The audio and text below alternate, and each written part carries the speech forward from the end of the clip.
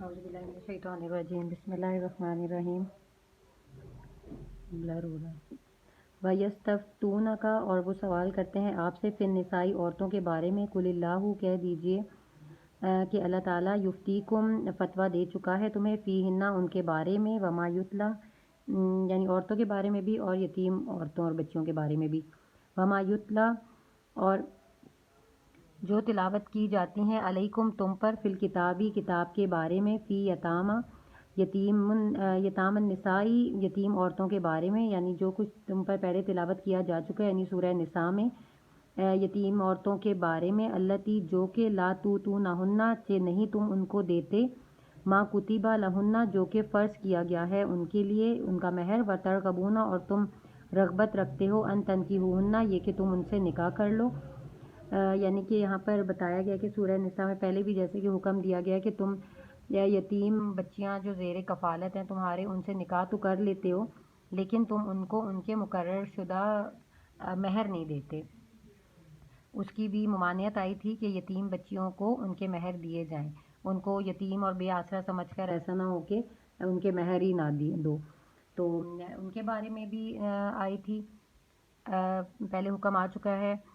और वल मुस्तज़अफ़ीना मिनल विल्दानी, और कमज़ोर यतीम बच्चों के बारे में भी हुक्म दिया जा चुका है। व अन तकुमो, और ये कि तुम खड़े रहो, लिल यतामा, उनके लिए, यानी कायम रहो उनके लिए, बिलकिस्ती, इंसाफ के साथ, यानी उनके साथ तुम इंसाफ वाला मामला करो, उनको बेआसरा समझकर उनके साथ बुरा सलूक ना करो, उनकी जायदाद पर या उनकी विरासत में जो है उनको विरासत में हिस्सेदार बनने की कोशिश ना की जाए, और उनके माल को हज़म हड़प करने की कोशिश ना की जाए।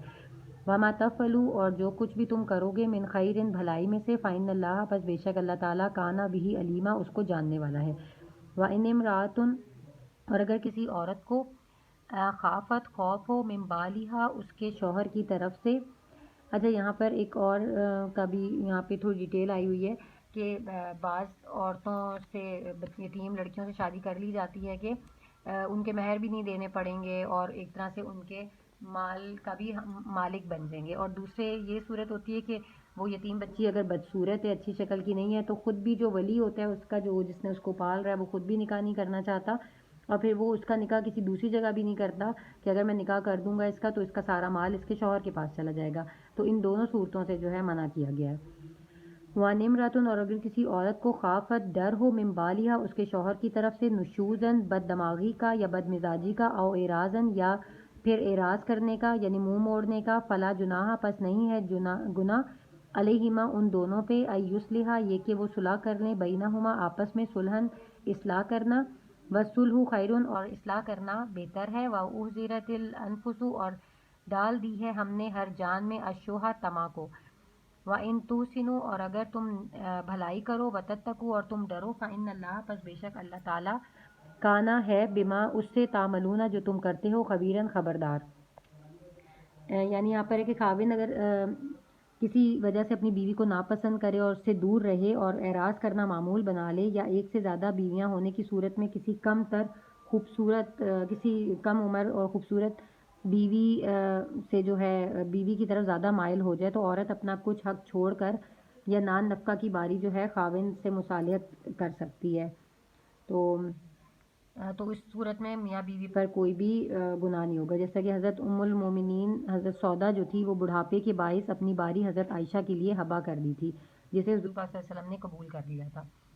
तो यहाँ पर ये बताया गया है। और वलन तस्ततियु, और हरगिज़ नहीं तुम इस्तिताअत रखते, अन तादिलु, ये कि तुम इंसाफ करोगे, बैनन निसाई, और अपनी औरतों के दरमियान, वलो हरस्तुम, और अगरचा कि तुम चाहो भी तो, फला तमीलू, पस नहीं तुम झुक जाना, कुल्लल मैला, एक ही तरफ को मुकम्मल, फ़तज़रुहा, ये कि तुम छोड़ दो दूसरी को, कल मुअल्लक़ाति, लटकती हुई। यहाँ बताया गया है कि अगर बीवियाँ, एक से ज़्यादा बीवियाँ रखोगे तो तुम हरगिज़ उनमें इंसाफ नहीं कर सकते, क्योंकि इंसान की फितरत है कि दिली तौर पर उसको अपनी कोई एक बीवी जो है ज़्यादा पसंद होगी। और इसमें यह है कि अगर यहाँ पर अल्लाह ताला ने बताया कि इंसान को अपने दिल पर इख्तियार तो नहीं होता, लेकिन ये है कि ऐसा ना हो कि अगर 4 बीवियाँ हैं और उनमें से जो पसंद है सारी तवज्जो और सारे हकूक़ उसके अदा करे और बाकियों को लटकता हुआ छोड़ दे। ऐसा ना करे। अगर दिली तौर पर कोई पसंद है तो वो अपनी जगह, लेकिन चारों के हकूक़ پورے کے پورے ان چاروں کو دینے چاہیے. جیسے کہ حضور پاک صلی اللہ علیہ وسلم کو اپنی تمام بیویوں میں حضرت عائشہ رضی اللہ عنہا سب سے پسند تھی، لیکن حقوق وہ سب کے پورے کرتے تھے. ایسا نہیں تھا کہ وہ مکمل طور پر ان کی طرف ہو گئے تھے. تو یہاں پر بیان کیا گیا ہے. تو یعنی قیامت کے جس شخص کی، یہاں پہ ایک حدیث ہے کہ جس شخص کی 2 بیویاں ہوں اور وہ ایک ہی طرف مائل ہو جائے اور دوسری کو نظر انداز کر دے، تو قیامت کے دن وہ اس طرح آئے گا کہ اس کے جسم کا ایک حصہ، آدھا حصہ جو ہے وہ ساکت ہوگا.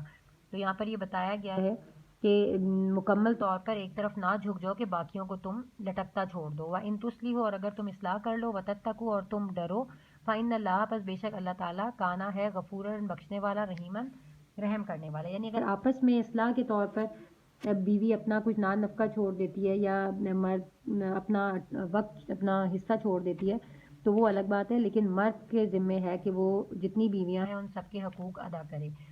وَإِن يَتَفَرَّقَا، اور اگر یہ کہ جدا ہو جائیں میاں بیوی، یغن اللہ، تو بے نیاز کر دے گا اللہ تعالیٰ، کلن، ان دونوں کو، من سعتی، اور ہر ایک کو وسعت دے گا. وکان اللہ، اور ہے اللہ تعالیٰ اور ہے اللہ تعالیٰ واسعاً، وسعت والا، حکیماً، حکمت والا. یعنی اگر میاں بیوی کے پاس کوئی صورت نہ ہو، نبا نہ ہو سکے، تو آپس میں طلاق کے ذریعے علیحدگی اختیار کریں، کیونکہ ممکن ہے کہ مرد کو اپنی مطلوبہ صفات والی بیوی مل جائے اور عورت کو مطلوبہ صفات والا مرد مل جائے. اسلام میں طلاق کو اگرچہ انتہائی سخت ناپسند کیا گیا ہے. حدیث میں ہے کہ طلاق حلال تو ہے، لیکن یہ ایک ایسا حلال ہے جو اللہ تعالیٰ کو سخت ناپسند ہے. اس کے باوجود اللہ تعالیٰ نے اس کی اجازت دی ہے، کیونکہ بعض اوقات حالات ایسے موڑ پر پہنچ جاتے ہیں کہ جس میں علیحدگی کے بغیر کوئی چارہ نہیں ہوتا. تو اس لیے اللہ تعالیٰ نے جو ہے طلاق کو جائز قرار دیا ہے. اور لیکن طلاق کے تمام جو مراحل ہیں وہ پھر شریعت کے مطابق ہونے چاہیے اور دستور کے مطابق ہونے چاہیے. اس میں کسی قسم کا کوئی غلط قدم یا کسی دوسرے کے ساتھ ناحق ناتلفی جو ہے حق تلفی نہیں ہونی چاہیے. وَلِلَّهِ، اور اللہ ہی کے لیے ہے، مَا فِی السَّمَاوَاتِ، جو کچھ آسمانوں میں ہے، وَمَا فِی الْأَرْضِ، اور جو کچھ زمین میں ہے. وَلَقَدْ، اور البتہ تحقیق، وَصَّيْنَا الَّذِينَ، وصیت کر دی گئی ان لوگوں کو، اوتوا الکتابہ، جو کہ کتاب دیے گئے تھے، من قبلکم، تم سے پہلے، وَإِيَّاکُمْ، اور تمہیں بھی یہی نصیحت کی گئی ہے، ان اتقوا اللہ، یہ کہ ڈرو اللہ تعالیٰ سے. وَإِن تکفروا، اور اگر تم کفر کرو گے، فَإِنَّ لِلَّهِ، پس بے شک اللہ ہی کے لیے ہے، مَا فِی السَّمَاوَاتِ وَمَا فِی الْأَرْضِ، جو کچھ آسمانوں میں ہے اور جو کچھ زمین میں ہے. وَکَانَ اللہ، اور ہے اللہ تعالیٰ، غنیًا حمیدہ، بے نیاز اور انتہائی تعریف کیا ہوا. وَلِلَّهِ، اور اللہ ہی کے لیے ہے، مَا فِی السَّمَاوَاتِ، جو کچھ آسمانوں میں ہے، وَمَا فِی الْأَرْضِ، اور جو کچھ زمین میں ہے. وَکَفَىٰ بِاللَّهِ، اور کافی ہے اللہ تعالیٰ، وکیلاً، کارساز. ان یشاء یذہبکم، اور اگر چاہے اللہ تعالیٰ تو لے جائے گا تمہیں، ایھا الناس، اے لوگو. ویاتی، اور لے آئے گا، بآخرین، دوسرے لوگوں کو. وکان اللہ، اور ہے اللہ تعالیٰ پر یہ، علی ذالک قدیرہ، اور یہ سب باتیں اللہ تعالیٰ کے لیے بہت ہی آسان ہے، اور اللہ تعالیٰ ان تمام باتوں پر قدرت رکھنے والا ہے. من کانا، جو کوئی بھی، یریدو، چاہے گا، ثواب الدنیا، دنیا کا ثواب، فعند اللہ، پس اللہ کے پاس ہے، ثواب الدنیا، دنیا کا ثواب، والآخرتی، اور آخرت کا بھی. وکان اللہ، اور ہے اللہ تعالیٰ، سمیعاً، سننے والا، بصیراً، اور دیکھنے والا. یعنی تمام احکامات دینے کے بعد اللہ تعالیٰ فرماتے ہیں کہ یہ تمام چیزوں کی وصیت تم سے پہلے لوگ جو آئے تھے ان پر بھی کتاب اتری تھی، ان سب کو بھی نصیحتیں کی گئی تھی، اور تمہیں بھی کی جا رہی ہیں. تو یہ کہ تم اللہ سے ڈرو. جب انسان اللہ سے ڈرتا ہے تو وہ اپنے تمام امور جو ہے، تمام معاملات اللہ تعالیٰ کے حکم کے مطابق ہی سولو کرتا ہے، ان کو ویسے ہی ہینڈل کرے گا جیسے کہ اللہ تعالیٰ نے بتایا ہے. لیکن جب خوف خدا دل سے نکل جاتا ہے تو انسان اپنی مرضی کرتا ہے اور وہ اللہ تعالیٰ کو بھول جاتا ہے اور اللہ تعالیٰ کے احکام کو پس پش ڈال دیتا ہے. تو یہاں پر اس لیے کہا جا رہا ہے کہ اللہ تعالیٰ سے ڈرنے کا حکم دیا گیا ہے، اور اگر جو نہیں ڈرے گا اللہ تعالیٰ سے تو اللہ تعالیٰ جو ہے تمام زمین و آسمان کا مالک ہے، اور وہ چاہے تو تم لوگوں کو لے جائے، یعنی ہٹا لے، تم لوگوں کو موت دے دے اور تمہاری جگہ دوسرے لوگوں کو لے آئے.